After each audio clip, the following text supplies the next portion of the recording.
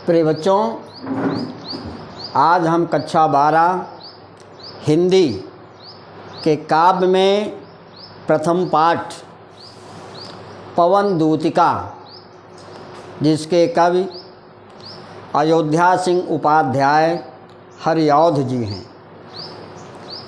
ये द्विवेदी युग के महान साहित्यकार हैं। इनका जन्म सन 1865 ईस्वी में उत्तर प्रदेश के आजमगढ़ ज़िले के निजामाबाद नामक गांव में हुआ था। इनकी भाषा ब्रज और खड़ी बोली है।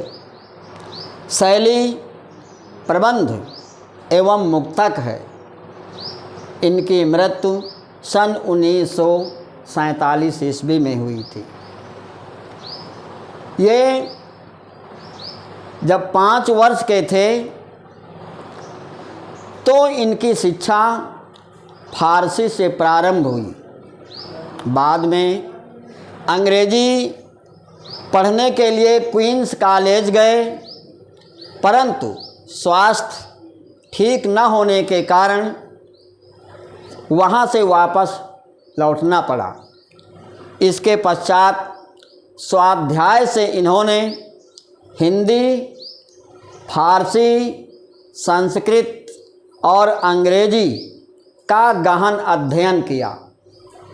वकालत की शिक्षा प्राप्त करने के बाद 20 वर्ष तक कानून गो के कार्य पर नियुक्त रहे, परंतु इससे इनका मन नहीं भरा, क्योंकि इनकी इच्छा तो अध्यापन कार्य करने की थी।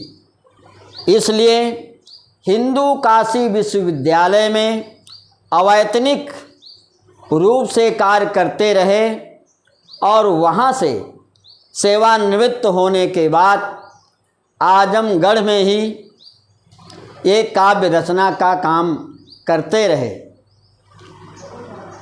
और साहित्यिक परिचय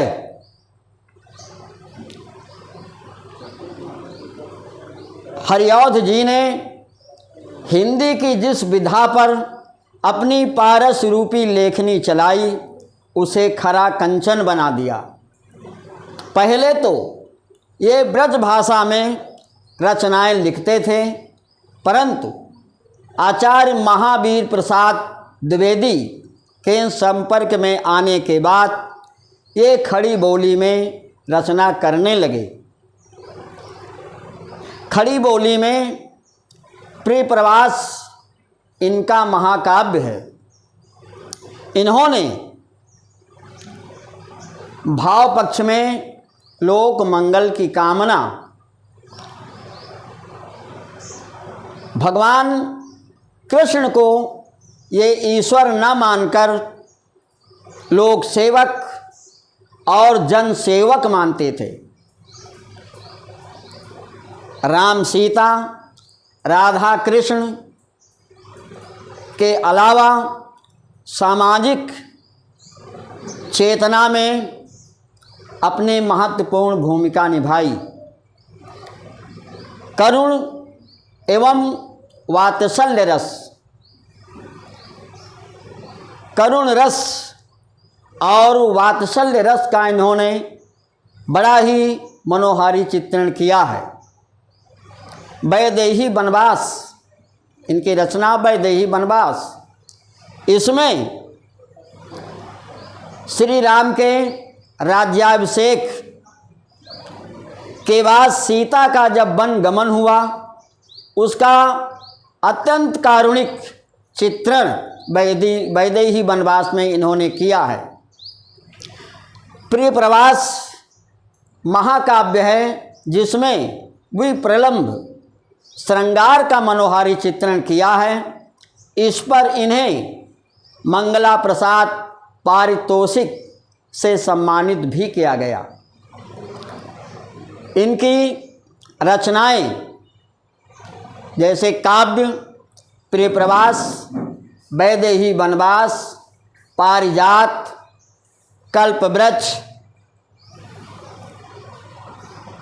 और उपन्यास प्रेम कांता, अध खिला फूल, ठेठ हिंदी का ठाठ। इन्होंने नाट्य कृतियाँ भी लिखी हैं। प्रद्युम्न विजय, रुक्मिणी परिणय। प्रिय प्रवास में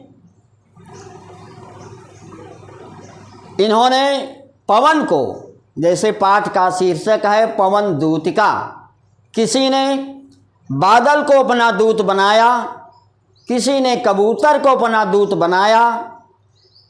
तो उपाध्याय जी ने अपने पाठ में राधा जी का चित्रण है, तो राधा जी ने पवन को दूत का बनाया और पवन से कृष्ण के पास में संदेशा भेजती हैं। पवन कहती है कि राधा जी मैं मथुरा का मार्ग नहीं जानती हूँ, तो राधा जी उस पवन को मार्ग भी बताती हैं। बैठी खिन्ना यक दिवस वे गेह में थी अकेली, आके आंसू द्रग युगल में थे धरा को भिगोते। प्रथम पद है इसका पवन दूतिका का। तो राधा के दुखों को देखकर पवन भी दुखित हो गई। राधा जी ने रास्ता बताया और रास्ते में कुछ बातें इनको बताई। लज्जाशीला पथिक महिला राह में जो दिखाए, होने देना वकृत विस्ना तू ना उस सुंदरी को।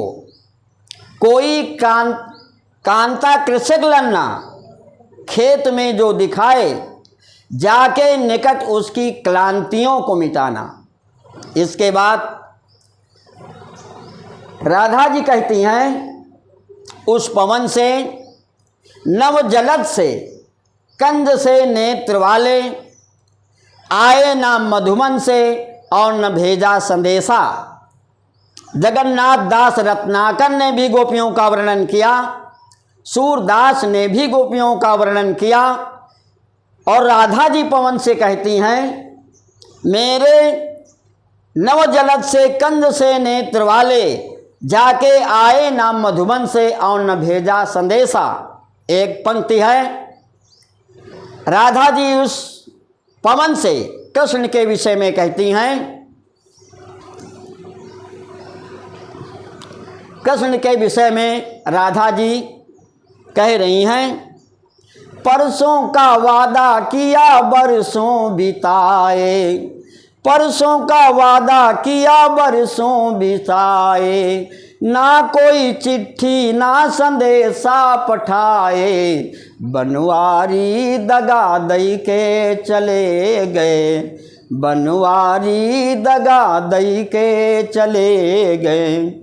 इस प्रकार से अभाव पक्ष, इनके भाव पक्ष में इन्होंने भाषा में ब्रज और खड़ी बोली का प्रयोग किया। शैली प्रबंध और मुक्तक है। और इन्होंने साहित्य वास्पत, कवि सम्राट और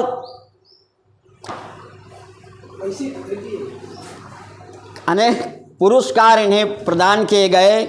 और इस प्रकार हिंदी साहित्य में इनका सर्वश्रेष्ठ स्थान है। इन्होंने 3 युग में अपनी लेखनी चलाई है, भारतेंदु युग, द्विवेदी युग और छायावादी युग। इस प्रकार से ये पाठ समाप्त होता है। जय हिंद।